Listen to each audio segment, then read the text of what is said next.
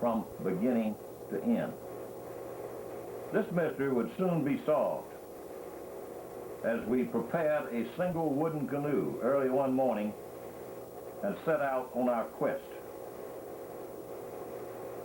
We had planned on taking 5 days, camping along the banks, and picking up a second canoe downstream for our heavier equipment. In the center of this picture, if you have an observant eye, you will see a slender water snake making his way across a slough. Like all things in nature, the snake is very subtle, very quiet. The thin body indicates that it's a harmless water snake which should not be disturbed. A mourning dove on a nest. Very beautiful, fast flowers. A very challenging target for the wing shooter.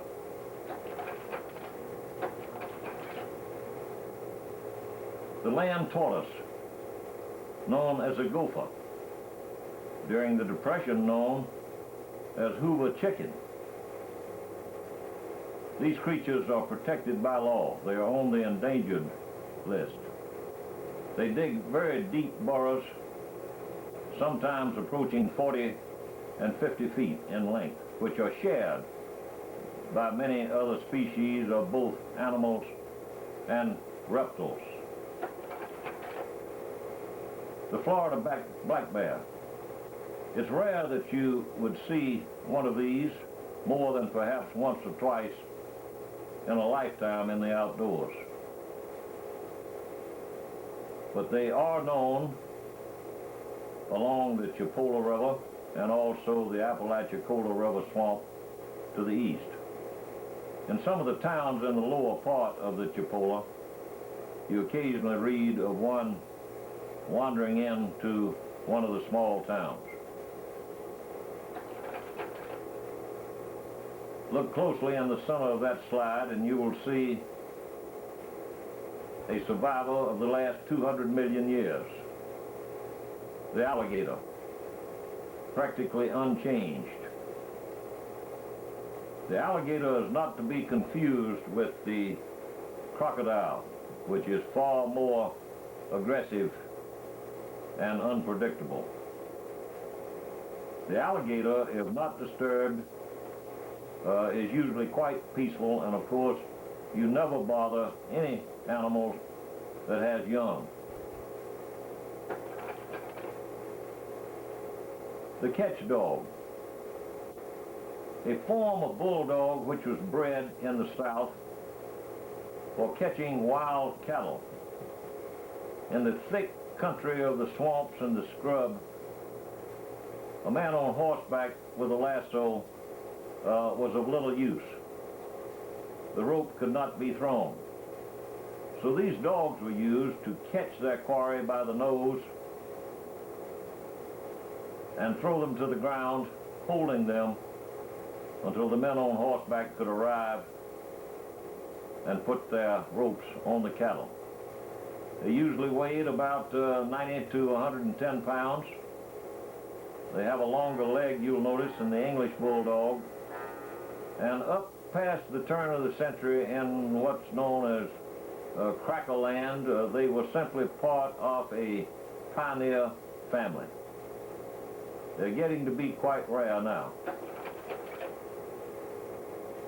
One day along the Chipola, I just happened on this scene. A dog which had adopted my family, previously having been a wild dog, had found this great blue heron, which had been injured. You'll notice the wing. The dog did not cause the injury. The bird was hiding in the brush. But I had never seen a great blue heron defending himself, so took this shot. Of course, the dog would have quickly have overpowered the bird, but I caught the dog and The bird walked away, but I'm afraid probably did not survive. Now, many times this is about all of an alligator that you'll see. But there's a very easy way to tell how large the creature is. An alligator is as long in feet as he is in inches from his eyes to the tip of his nose. I judge that this particular gator had a span of about 9 inches there, so I really did not want to encourage all 9 feet of the gator coming out of the water. These are the wooden canoes that Sonny and I used, built of red cedar, very light, very strong. We knew that we would encounter portages in the upper part of the trip, so we chose the lighter of the 2 canoes, a 15-foot trapper. And on the morning of our departure, in an old blue pickup truck, with our friend Doc Grant there in the middle, a former clerk of the court for many, many years in this county. He had a cabin on Marshall Creek, which we decided would be a good place to put in. Along the way, he stopped to see his neighbors up there, Zach and Marcy Dudley. Old friends, lifelong friends, the trio. Zach was very interested in our canoe and predicted that we might not make it through the swamp in that light craft, and he volunteered to blow his pickup truck horn that night so we could find our way back. Now, in 1996, all 3 of that trio have passed on.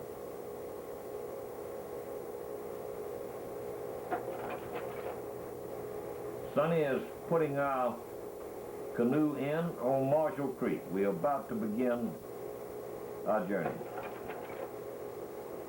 And for the first 100 yards or 2, it was just like that. Heavy brush, limited visibility. And we began to see some of the obstacles. This tree is about 3 feet in diameter.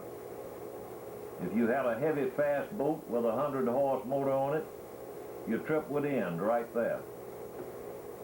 However, with a canoe, you can shinny out of the canoe, face each other on the log, and walk it across. And that's what we did. Many trees, large trees especially, had blown down. We had had a hurricane come through a year or 2 before with a wind shear about 50 feet high that took the largest trees down. And all had become obstacles in the water.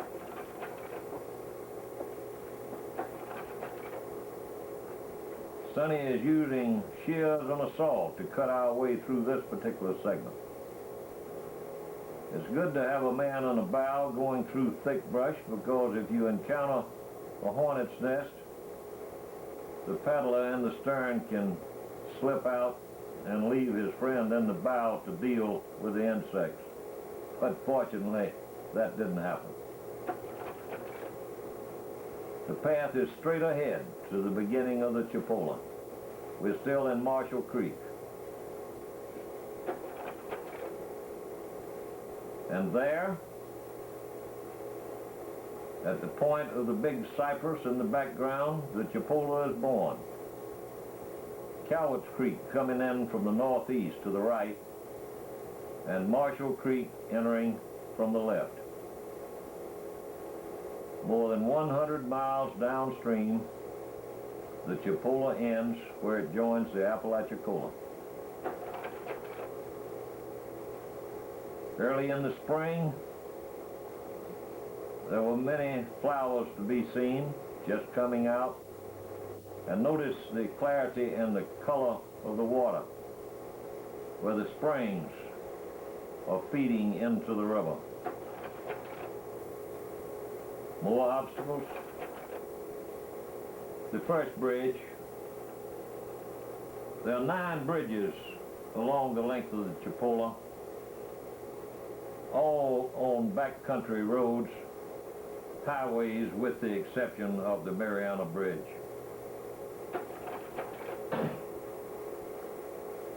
The Iron Bridge at the old Bellamy plantation. You'll notice the kids on top sunning themselves. Alabama schools were on a holiday that particular day, we later learned. This bridge was built in 1911. It is the 3rd bridge at this site, next to the old Dr. Bellamy plantation, one of the larger plantations in this area in the antebellum days. It was the I-10 of its day.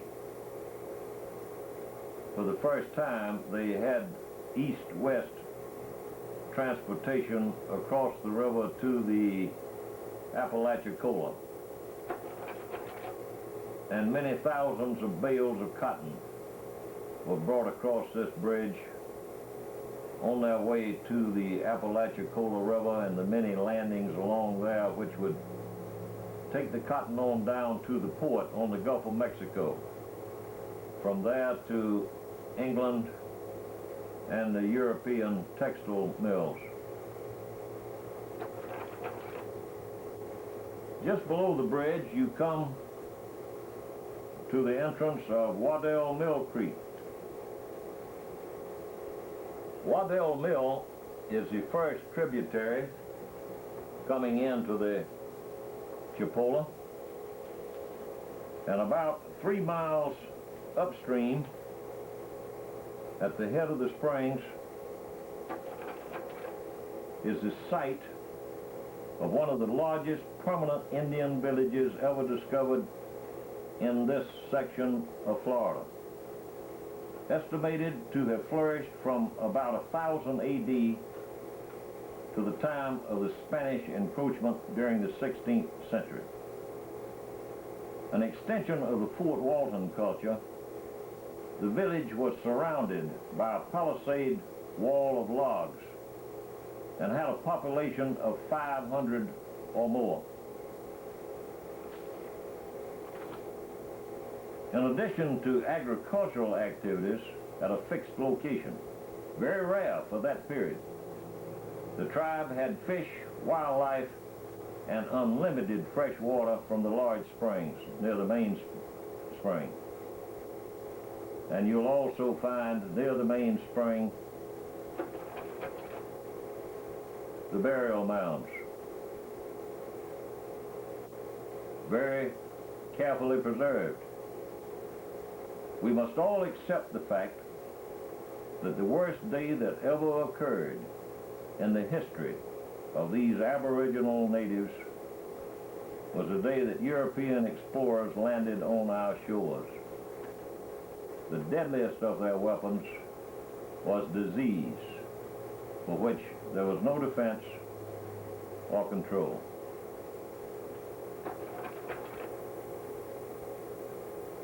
Just below the entrance of Waddell Mill Creek is Christoph's Ferry, which would have been the forerunner, probably in the 18 teens and 20s, the forerunner of Bellamy Bridge. It's at a narrow spot in the river, and just beyond to the west were some very large plantations.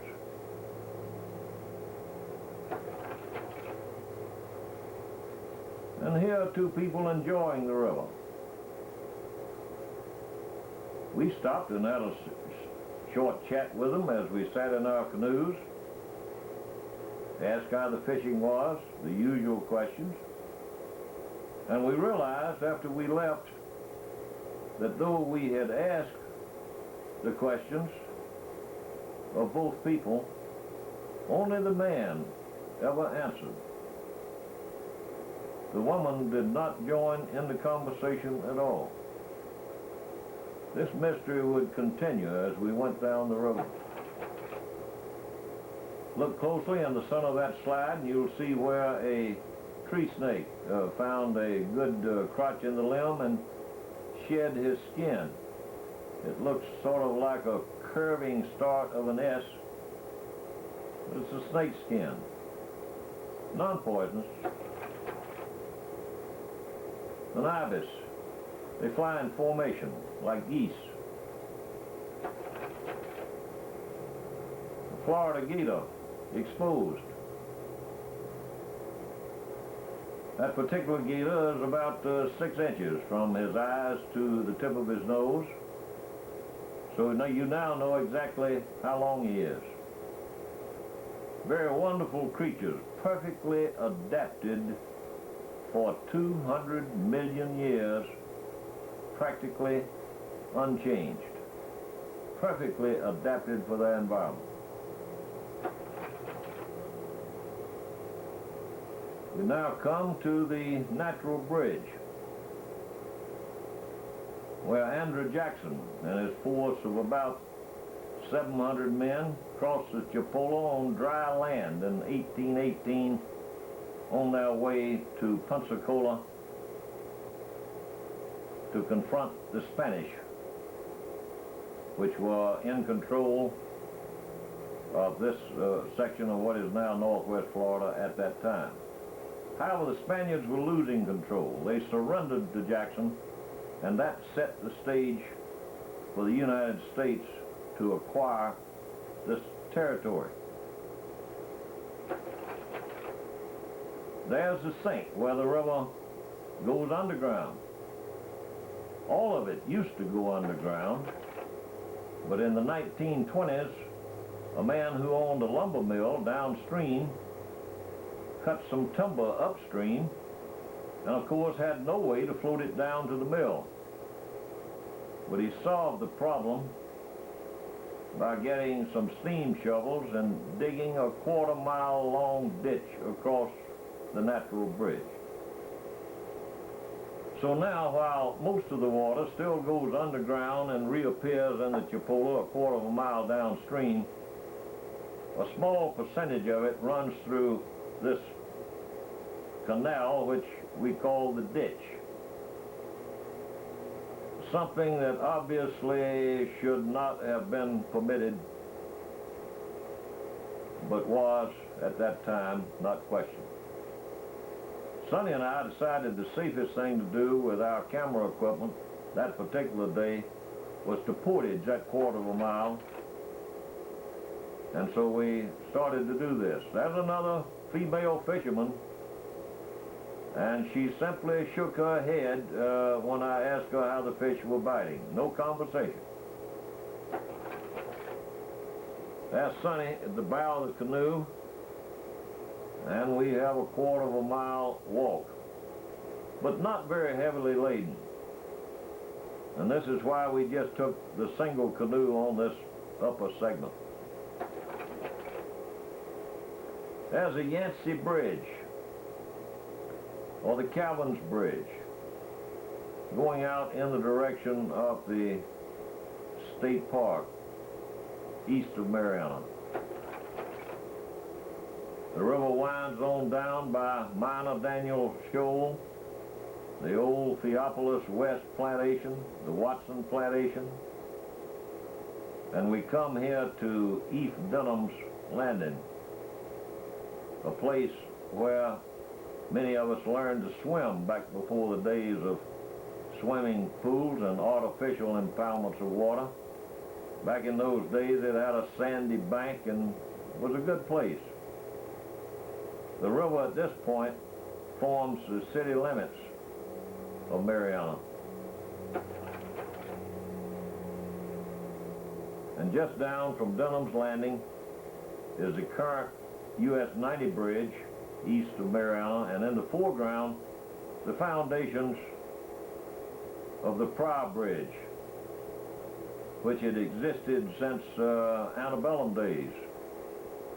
That bridge figured in the Battle of Mariana, where some Confederate forces retreated to the east and removed the planks of the bridge to prohibit being pursued by a much larger federal force. On the west side of the river along here, you have a high ridge which continues on down to the L&N trestle crossing.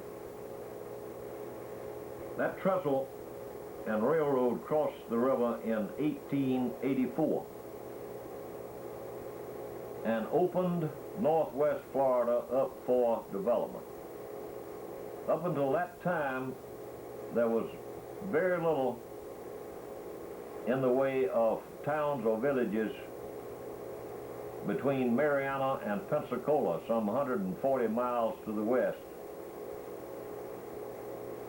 Milton was the closest town, which is near Pensacola, and Milton is about 120 miles away. All of the towns along what is now US 90 and the railroad, Cottondale, Chipley, Bonifay, Defuniak, on and on, all of those towns were built after the railroad came through. The first method of heavy transportation, east or west. Up until that time, with trackless wilderness, very primitive roads, the rivers were the only way for heavy transport. And they ran only north and south. There's a very high bank here. We are in lime rock terrain. Caves. This formation is aptly known as the keyhole. And about 200 feet downstream, we're on the west bank here, are some beautiful flowers and a rock formation unique along the Chipola, a rock formation known as the Ovens. And you will agree that it does very much resemble a primitive oven.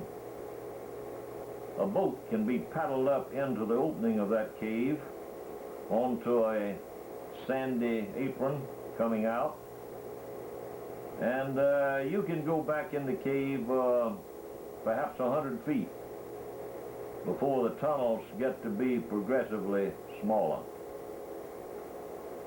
The rock precipice is about 35 feet above the river. Some deep holes in the river here where rockfish or striped bass have been caught over the ages.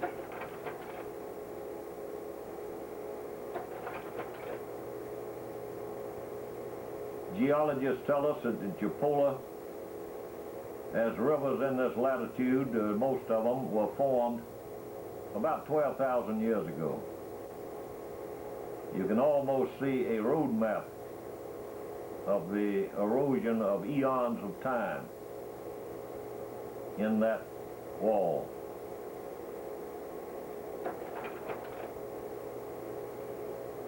Not far below the Ovens, perhaps 100 yards, is a cave known as the Alamo Cave. Not visible from the river, but very, very close to it, hidden by a limestone ridge. Anthropologists tell us that man has inhabited the Chipola region for about 8,000 years. And this cave, open on both ends, good ventilation. This cave would have been a treasure over the centuries as a place of habitation. It's also obvious, as I'll show you in a minute, that it's been defended many times. This is a view of the river from the roof of the cave. Shallow rock shoal, excellent for spearing fish or traps. And here are some of the artifacts that the former residents left behind. In the foreground, a stone bowl with a pestle for grinding acorns, maize.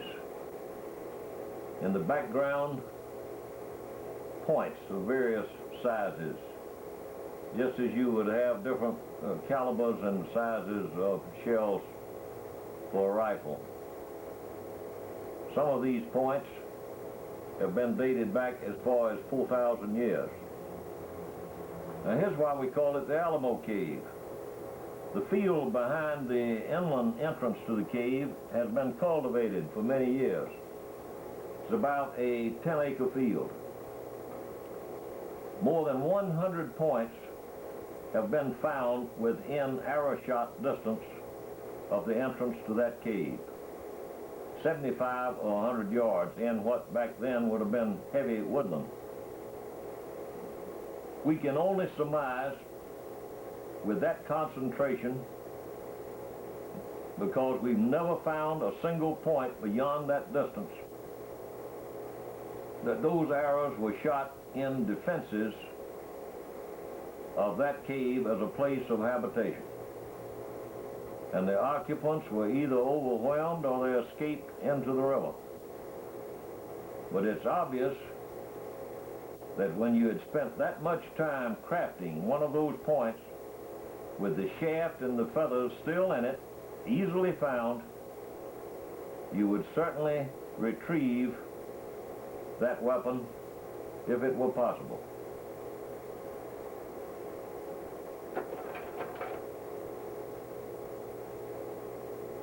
Another common resident of the swamp, the raccoon has a world record. Did you know that? The raccoon, which of course digs its food from the water when possible, has the most sensitive and delicate sense of touch that has ever been tested. The interior of their paws is like velvet.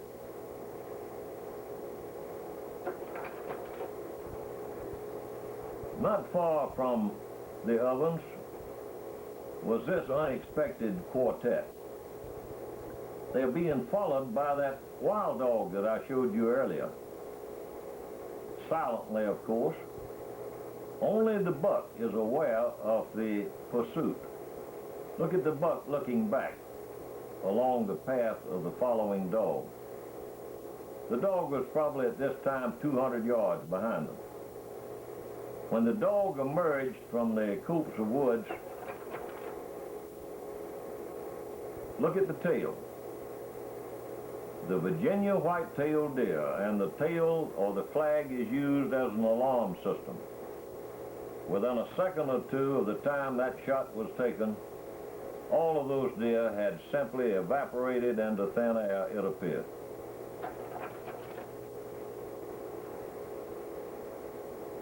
Now, if you forget what you're looking at there, you'll have to admit that that is a beautiful pattern. The Florida diamondback rattler, classified by some as one of the most dangerous snakes on earth. They grow to a length of about 6.5 feet. They are very thick-bodied. They are pit vipers. And they have an excellent and long set of fangs. They have, of course, a rattle, but sometimes have lost those by accident and have no way of warning. The best thing to do there is to stay away, because they are very powerful snakes if disturbed.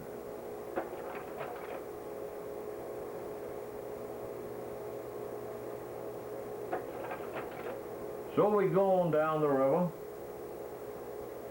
One night we put out some hooks on a trot line, but as I recall, didn't have much success.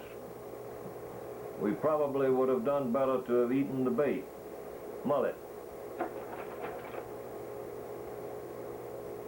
At this point, my son Randall on the right met us at a prearranged spot to bring our second canoe, because we decided that we were now probably past any portage problem. So we loaded up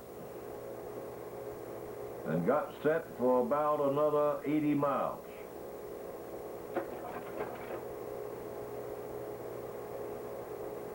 Sonny has chosen the trapper.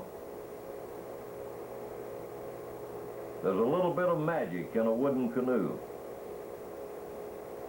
After that experience, Sonny was, as a matter of fact, was so taken with how a wooden canoe handles until at this point in 1996 he has built 3.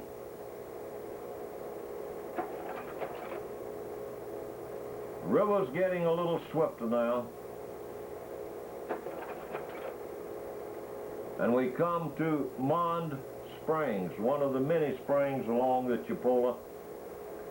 This spring's about 100 feet off the Chipola. It's a cliff spring. You can see the rocks through the clear water down below. It's about 25 feet deep. Runs out into the river at normal water level in a little stream about 6 feet wide. A popular place to swim, and the water is pure and sweet.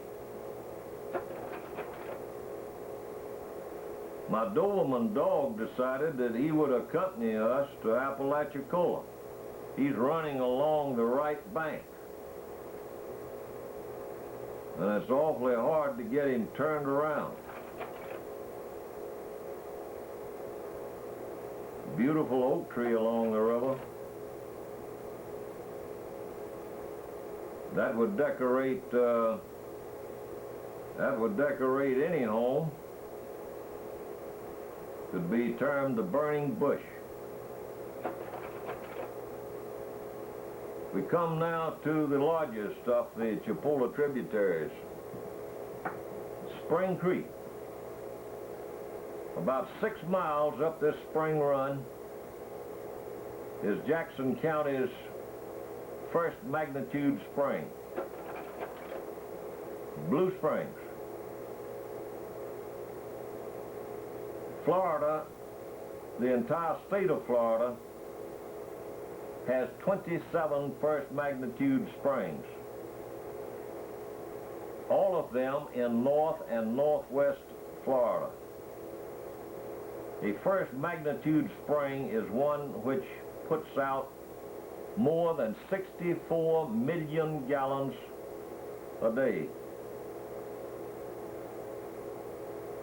And Blue Springs here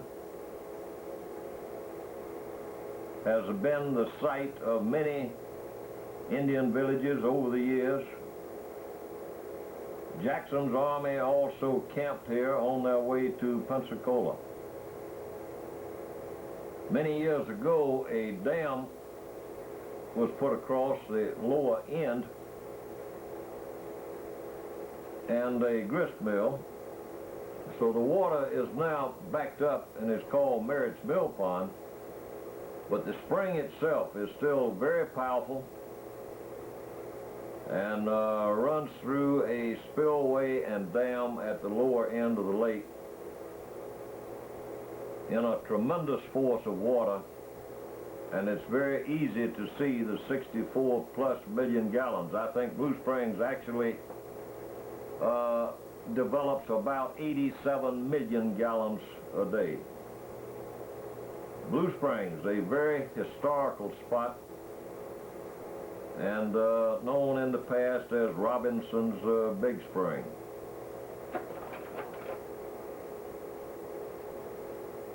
This is the I-10 bridge, just below Mariana.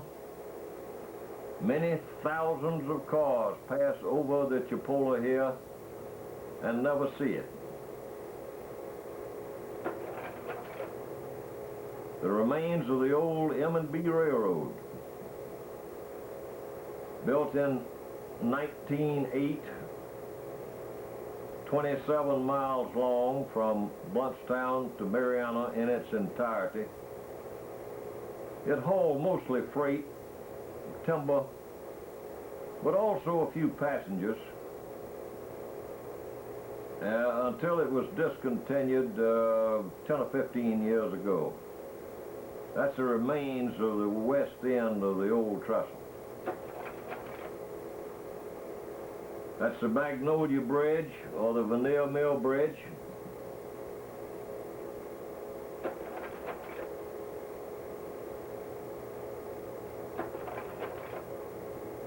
Spanish Moss. The river's getting a little swifter now. Native Swamp Palm. Dry Creek, the third major input for the Chipola, and it comes from a network of 5 springs about 4 miles upstream,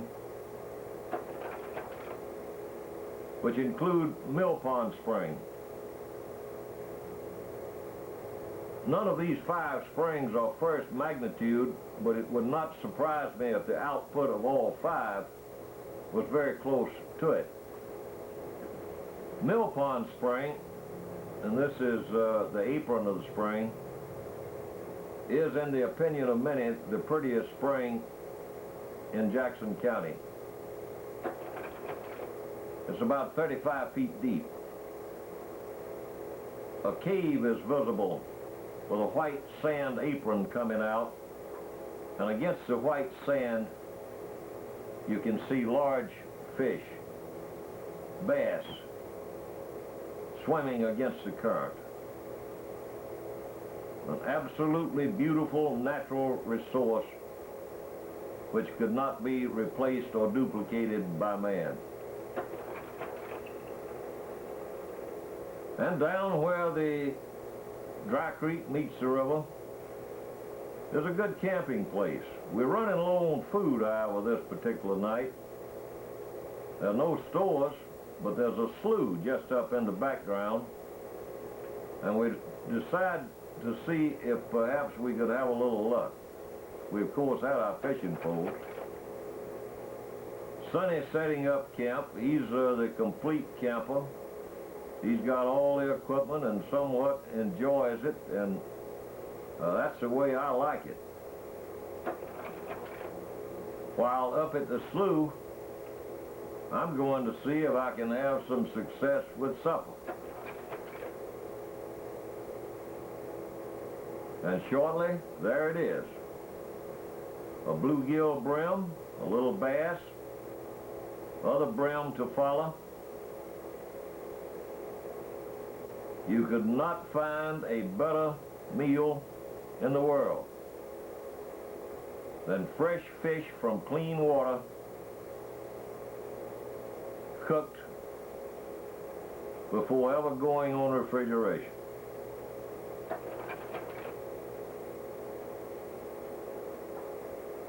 Look at the swamp in the background. The most injurious thing that you can do to a flowing stream of water is to dam it. The natural ebb and flow of a river that floods, as the water goes down, it sweeps nutrients into the water from the swamps, into the food chain. Incredible richness, as long as the water can fluctuate in and out of the woodland.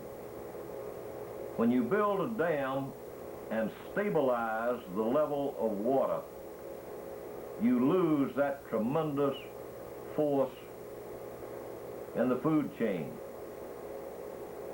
And the only fish that thrive under those circumstances for a while are the predators, the bass, and others of that species.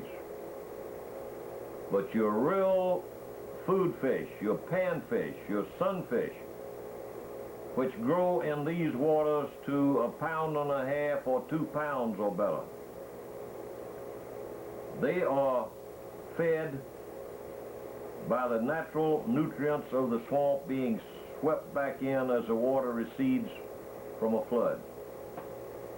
So always remember, a dam is a very injurious thing.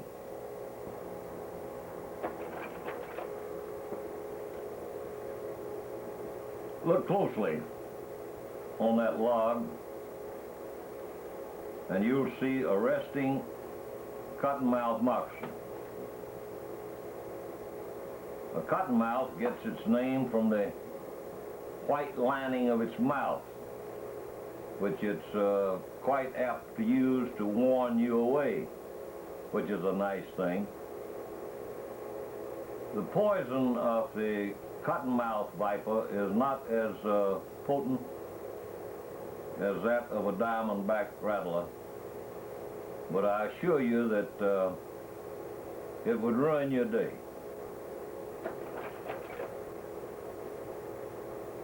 On downstream, the river here is beginning to get swift, as you can see. We come to Peacock's Bridge, west of St. Creek, and into the shoaly part of the river. Now, along in this section, there are many shoals with very colorful names.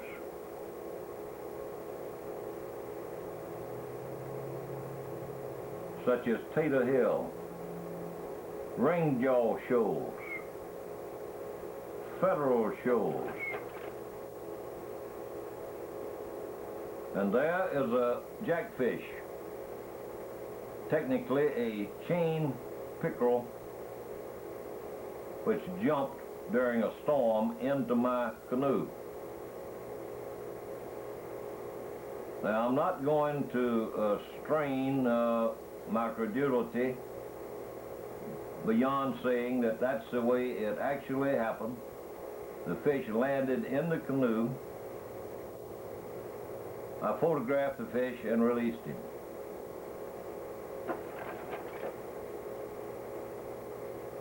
Water lily, one of the numerous small springs. Crystal clear water coming out, perfectly safe to drink.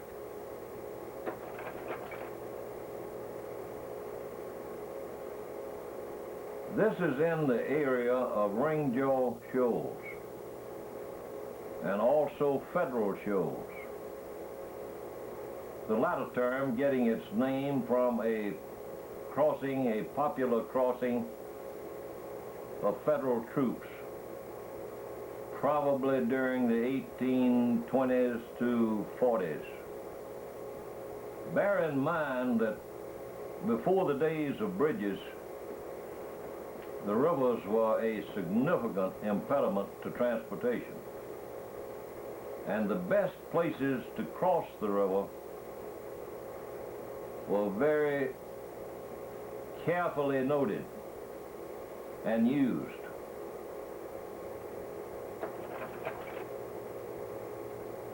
This is near Tater Hill. Notice the platform in the tree used by perhaps the Huck Finns of that area.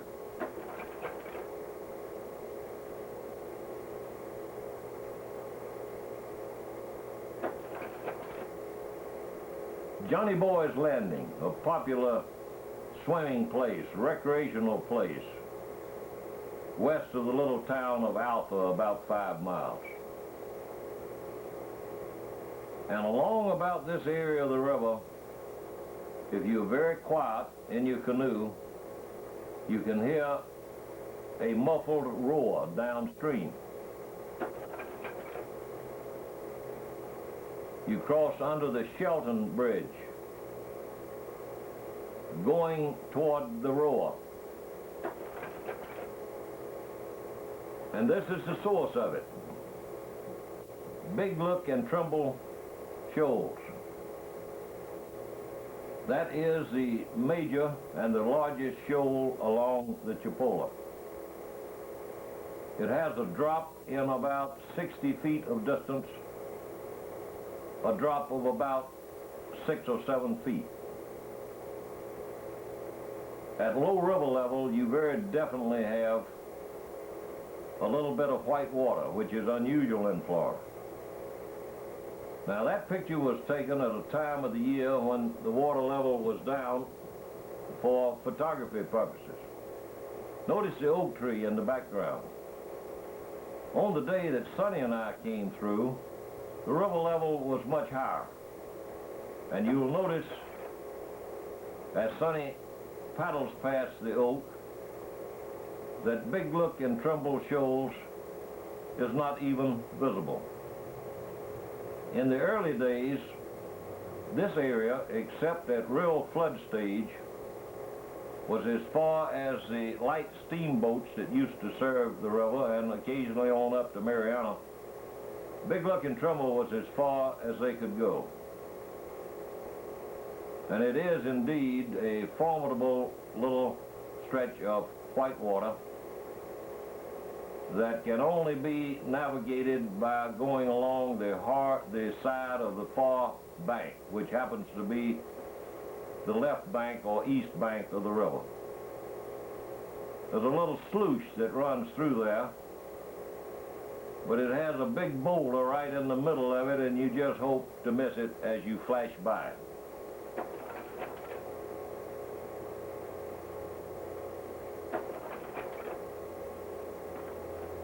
There are some more users of the river, a young family. So we decided again to see if we could get some response from the lady of the party, but we were totally unsuccessful. Every question that we posed to her, she smiled politely, but it was answered by the man. And as we got downstream, I said to Sonny, how is it that a woman could be trained to be totally silent? We both agreed that our wives are very much on the talkative side. But apparently, the rule down here is that the man interprets the situation and answers all the questions.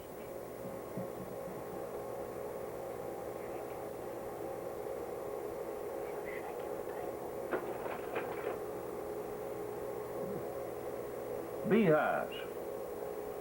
Beekeeping is a prominent industry in the lower Chipola, the most popular honey being gathered from the tupelo blooms. A honeybee has a range of about 5 miles,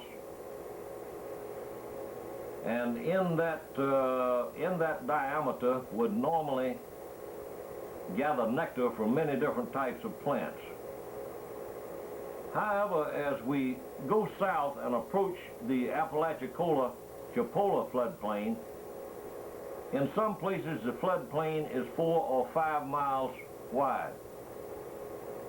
And bees placed in the middle of this area at the time of the tupelo bloom can only find one type of bloom within their range.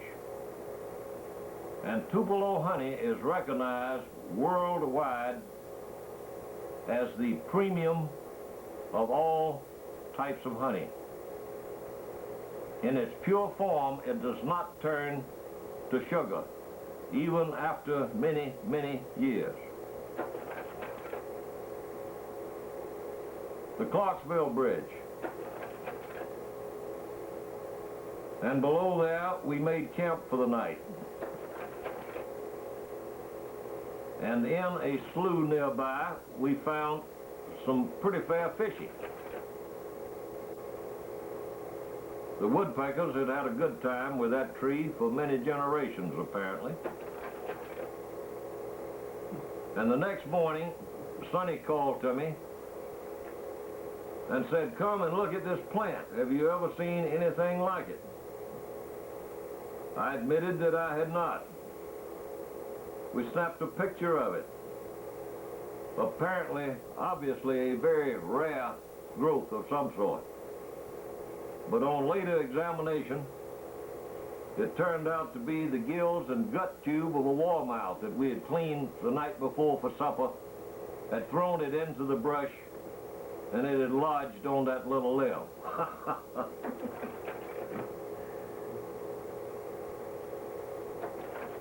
We go on south. Sonny takes a breather and writes home. We are approaching an area called Ward's Lake. Very thick brush and swamp. That happens to be the largest alligator that I've ever seen in all of my years in the woods and the wilds. That particular alligator is a resident of the Okefenokee Swamp in southeast Georgia. But we have a few about that size in the area, but you rarely see one that size anywhere. I eased my canoe, which happened to be 16 feet long, up alongside and parallel to that gator, and made a mark with my knife in the wooden gunnel where his tail ended, the bow being even with his nose. That alligator was 15.5 feet long. Probably weighs 800 or 900 pounds and is very easily over 100 years old. You're always very careful around a creature with that power, but he continued to enjoy the sun as I eased away. In Ward's Lake, a bird came down through the canopy above us. Very suddenly, it startled both of us. Turned out to be a very large wild duck. A cross, I later learned, between a mallard and a Muscovy duck. This is Scott's Ferry. Along in this area between Big Luck and Trumbull and the Scott's Ferry area, in the 1830s, a village of 19 families from what is now Bluntstown, on the town of Bluntstown on the Apalachicola River, resisted the federal orders to move to the west. The clan was headed by a woman, the daughter of a deceased chief. There were 4 villages in that area, up and down the big river, as they call the Apalachicola, from Bluntstown, spread along an area of about 10 miles. 3 of the 4 tribes agreed to go on the forced march to the west. But this particular clan, headed by the woman, was called together, and she sent scouts inland to find a suitable place where they could escape from the Federals and live out their lives in peace. The scouts returned, and she chose a place about 20 miles inland to the northeast of Bluntstown, known as Boggs Pond. And the group slipped away and escaped to that area. This was about 1835. 19 family units lived on the ridge surrounding that 50-acre pond until 1911, when they had their last harvest busk. The name Boggs, which we always assumed came from some type of English name, perhaps from an English ship captain along the Apalachicola, we were mistaken. Dr. Andrew Ramsey Boggs, who heads the Creek organization in Bluntstown, advises us that the name Boggs, B-O-G-G-S, is a corruption of the Indian word Bogus, B-A-G-U-S, which means swamps or those who dwell in swamps. And there that tribe dwelled undisturbed for about 75 years. The area is still primitive and totally undeveloped. It's just as it was 500 years ago. The tribe lived by cultivating small gardens. They had plenty of fish from the lake, and they, in later years, ran a few cattle. Of course, the federal authorities learned quite quickly, after a year or two, where they had gone.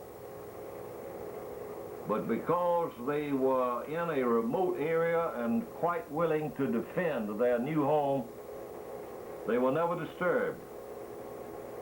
And in 1851, a map drawn by a Mr. Williams, a surveyor of that era, shows the Boggs Pond area as the Boggs Indian Reservation.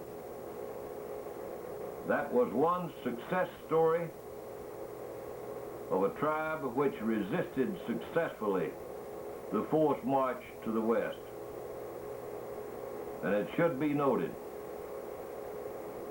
that Boggs Pond was their sanctuary for 3/4 of a century when they voluntarily left and moved back into Bluntstown and other civilization of that era. But it served its purpose. There's the Scotts Ferry Bridge, the last major bridge on the Chipola.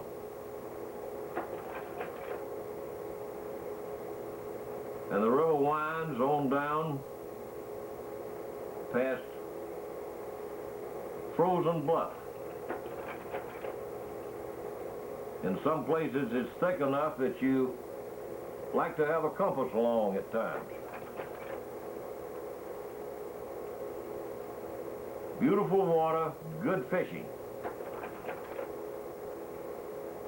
There are some of the people that enjoy the landing at Frozen Bluff. They camp and fish on weekends. We finally found a lady who would talk to us. She happened to be a journalist from Jacksonville, but she had grown up in that area. And she was very friendly and very talkative. Was camping there with a group of her family and friends. Very smart young woman. These are just some typical people that enjoy the river.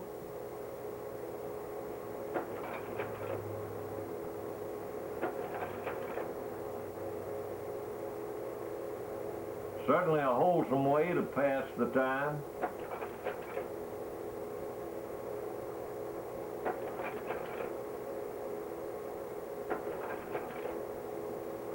The river begins to widen out here into an area called Dead Lakes. Formed not all that long ago. It was not shown in the maps of the 1830s and 40s. So it probably, in the time frame of a geologist, just happened yesterday. It actually probably happened sometime in the 1850s or 60s, where the Apalachicola River, which is only a couple of miles away to the east, geologists think spun off sediment and formed a natural dam which backed the water up for about 10 miles, killing many of the trees, hence the name Dead Lakes. It's a very productive place for fish, and for a long time was the destination of many people from as far away as Tennessee. That's an osprey nest in the top of that cypress, and as I approached it, Mama Osprey gave me a warning shot across the bow.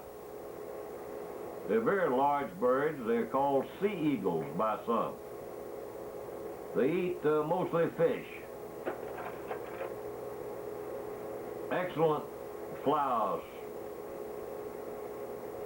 And there she hovers down to check on her young.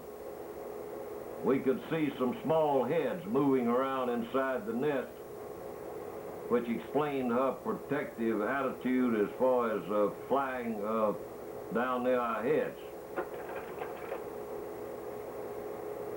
Water lily.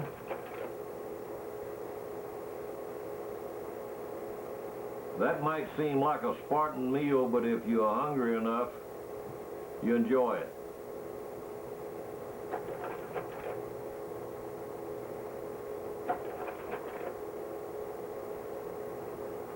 That monument is nailed to a cypress tree in Dead Lakes. It's been defaced by someone who shot it, obviously, but it was erected by former customers of a guide who one night struck that tree with his boat.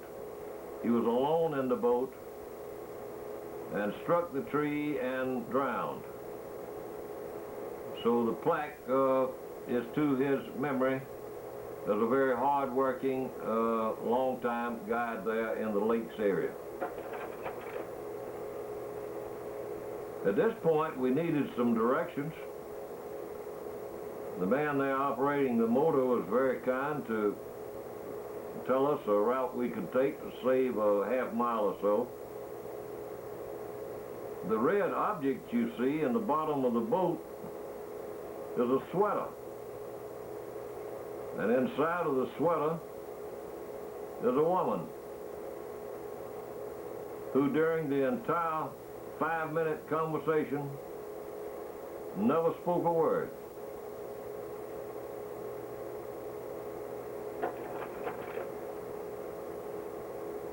There's the last bridge on the Chipola and the site of the, at that time, the only low-level dam on the Chipola. There's no other dam of any type. This dam was constructed about 20 years ago at the insistence of some of the property owners along Dead Lakes to keep the water level up to a stable level. It turned out to be very injurious to the fish, especially during the spawning time of the year, when the fish from the lower Chipola and Apalachicola section could not come upstream to bed. And that dam has now been removed. It was our last obstacle, but with the shallow draft of the canoes, we were able just to barely slide over the dam. There's a picture of Sonny coming under the bridge, and he probably had about 2 inches to spare in going over the lip of the dam. That's called the cutoff. That is a channel coming in from the right, just below Dead Lakes. It's coming off from the Apalachicola River. At this point, adding its waters to the Chipola. There's a beekeeping operation. You can see the ramp, the honey house, where the honey is loaded, rolled down barrels down the ramp into boats, taken to be processed. Tupelo honey.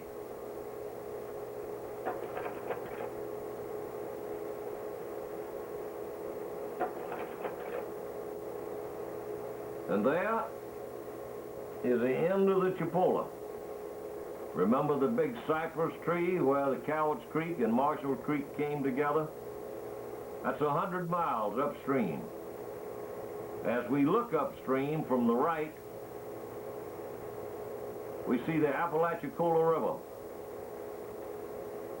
which starts up around Atlanta, Georgia, Columbus, on down to the Gulf of Mexico, a major tributary, the largest river in Florida, operated by heavy steamboats for many, many years, carrying cotton and farm produce. The Chipola comes in from the left of that point in the background. The floodplain at this point is almost 5 miles wide. Sonny and I have completed our journey, but we've got to get to a landing, and there's none in this immediate vicinity. So we go on downriver about another 10 miles to a place called Owl Creek, which runs into the Apalachicola River. We paddle up the creek to this landing, where we'll spend the night and wait for our pickup man to arrive the next day.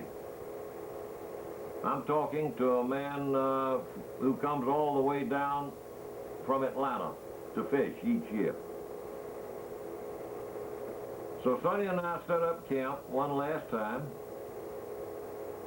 spend the night, talk over the experiences of the past week, and the next day, our pickup man comes from the trailer,